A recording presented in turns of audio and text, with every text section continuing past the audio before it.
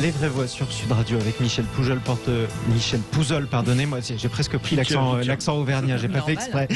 Michel Pouzol, porte-parole du mouvement Génération.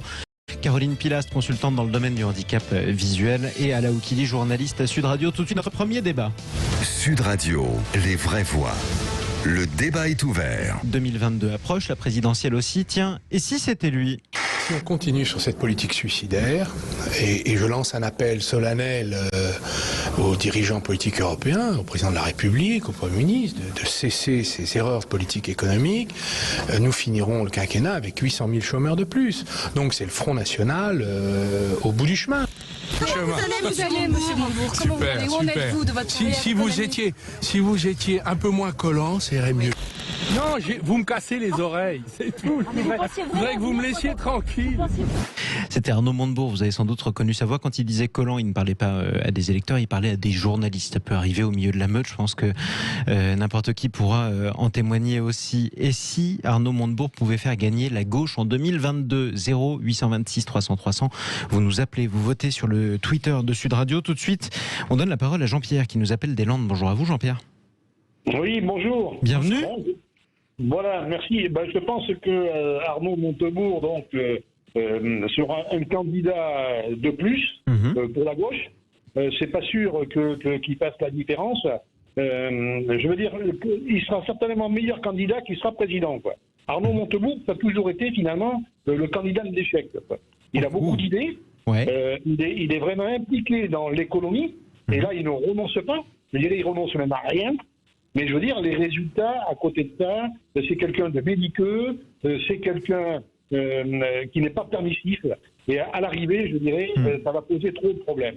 Vous n'êtes pas convaincu? Pardon? Vous n'êtes pas convaincu du tout? Je ne suis pas convaincu. Je pense que pour le théâtre, c'est un bon candidat. Ouais. Il va certainement amuser la gauche. Actuellement, je ne sais pas sous quelle étiquette il va encore se présenter. Il ne sera pas le candidat du Parti Socialiste, il sera le candidat de la Nouvelle Gauche, après avoir été dans le nouveau Parti Socialiste, qui est un véritable échec. C'était sa motion, c'était son courant au sein du PS il y a très longtemps. Très longtemps, mais je veux dire, il a quitté en opposition à Henri Emmanuelli pour se rapprocher de Hamon, qui pour finalement se diviser avec les frondeurs. Ouais. Donc, vous rappelez des souvenirs à Michel Pouzol, des souvenirs romantiques à Michel Pouzol, il y était aussi. Jean-Pierre, du coup, vous n'êtes pas obligé de me dire pour qui vous allez voter, ça c'est privé, sauf si vous voulez le dire. Mais vous savez pour qui vous allez voter ou pas, vous? Oui, pour Édouard Philippe, oui, bien sûr. Pour Édouard Philippe, encore faut-il qu'il se présente. Mais tiens, vous savez quoi, Jean-Pierre? On va vous rappeler le jour où il se présente. Je pense que Macron... Moi, je continue à penser que Macron ne se présente pas et que Édouard Philippe se présentera. On verra. Je peux me tromper. Mais voilà. Ça mériterait un pari. Je ne sais pas si la cote est très élevée. Mais j'ai déjà parié avec Philippe Bilger. Moi, je repas, si je gagne. On ne manquera pas de lui rappeler quand il rentrera de vacances. Philippe Bilger, d'ailleurs, on l'embrasse. On vous embrasse aussi. Mon cher Jean-Pierre, profitez bien des Landes, en tout cas, et vous nous rappelez quand vous voulez au 0826 300 300. Embouteillage à gauche, Michel Pouzol. Oui, c'est le moins qu'on puisse dire. En ce moment, il y a pléthore de candidats. Ouais. On récapitule une liste en 2 mots. Oui, alors vous avez Fabien Roussel pour le Parti communiste, Jean-Luc Mélenchon, bien entendu, pour la France insoumise, un candidat écologiste, puisqu'il sortira de la primaire écolo. Il sortira de la première écolo, où il y a 5 candidats écolos pour l'instant. Anne Hidalgo, qui est a priori candidate socialiste. Donc Arnaud Montebourg. Le folle Non, je pense que le folle, l'histoire va se régler à l'intérieur du Parti socialiste. Donc voilà, on n'est pas à l'abri de voir encore débarquer. Moi, je souhaite d'ailleurs, pourquoi pas Christiane Taubira. Oui. Donc voilà, on a. Et Benoît Hamon. Benoît Hamon, c'est certain que non, il a déclaré qu'il se retire de ce jeu-là. D'ailleurs, il participe à la primaire des écolos sans être candidat. Donc voilà, donc il y a effectivement pléthore de candidats à gauche. Est-ce que tout ça est très sérieux? Je ne crois pas. Je pense que le message n'est toujours pas entendu de l'idée de créer une unité. Alors ce qui est étonnant, il y en a d'autres, je crois qu'il y a M. Filoche aussi qui est candidat. Enfin, ça ne manque pas. Ce qui est un peu surprenant, c'est que sur beaucoup de sujets, on pourrait trouver des points communs extrêmement proches sur l'ensemble de ces candidats de gauche. Il y a un fond commun qui est quand même assez fort, qui est au moins aussi fort et cohérent que le front commun qu'on peut trouver à droite, c'est-à-dire avec les mêmes divisions et fossés entre les uns et les autres. Vous êtes capable de vous mettre d'accord entre vous. Mais là, je ne suis pas certain que le bal des égos puisse nous amener à autre chose. C'est très compliqué une présidentielle. Et sans parti, sans structure derrière soi, c'est quasiment impossible. Et je vois pas j'ai du mal à lire l'intérêt de Arnaud Montebourg dans cette histoire-là. Je ne vais pas forcément vous demander s'il a ses chances, parce que vous soutenez un autre candidat, celui qui sortira de la... Voilà. Mais au-delà de ça, vous l'avez connu au Parti Socialiste. Oui, enfin, je l'ai fréquenté quand il était ministre surtout, mais je ne connaissais pas, on n'était pas intime. Non. C'était un bon ministre pour vous? Mais c'est un personnage brillant. C'est clairement un personnage qui est brillant, qui est intelligent, qui a des idées. Ça manque beaucoup dans le paysage politique de ces derniers temps, des gens qui ont des vraies idées sur le pays, sur la nation, sur la sécurité, sur l'économie, sur le social, etc. Donc il en faut. Donc ça, c'est quelqu'un qui amène toujours quelque chose d'intéressant au débat. J'ai du mal à lui voir une autre stature que celle-ci aujourd'hui. Et honnêtement, l'état de la gauche est dans un tel état de délitement, on le voit bien dans la population aussi, que ça me paraît très...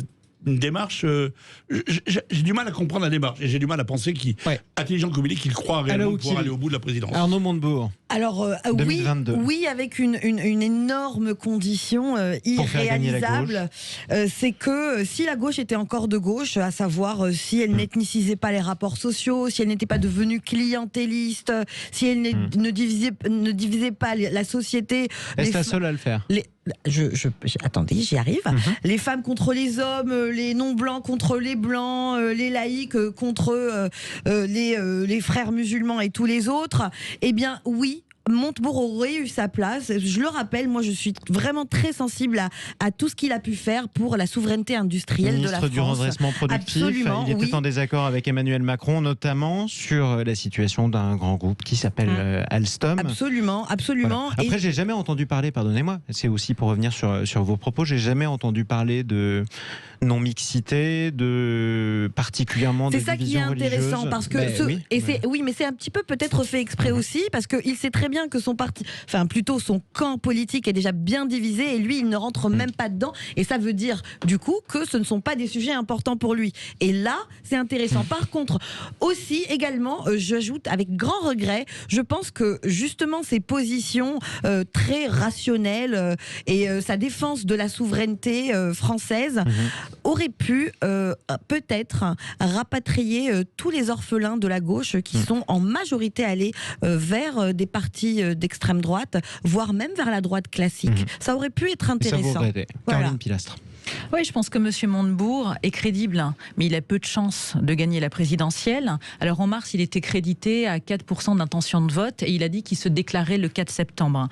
Maintenant, c'est quelqu'un qui vient aussi du monde de l'entrepreneuriat, donc il n'est pas déconnecté, parce qu'il a eu des fonctions pendant des années politiques. Mais par exemple, par rapport à un Mélenchon qui a fait ça toute sa vie, qui nous donne des leçons de morale du matin au soir, lui, il était avocat, certes, mais il est redevenu entrepreneur. Vous savez bien, c'est le monsieur Made in France, le monsieur Miel, etc. Donc je trouve quand même il n'est pas vraiment hors sol par rapport à plein d'autres qu'on peut entendre à gauche comme à droite, d'ailleurs. Ça se bouscule au portillon, mais soyons honnêtes, c'est la même chose pour la droite actuellement.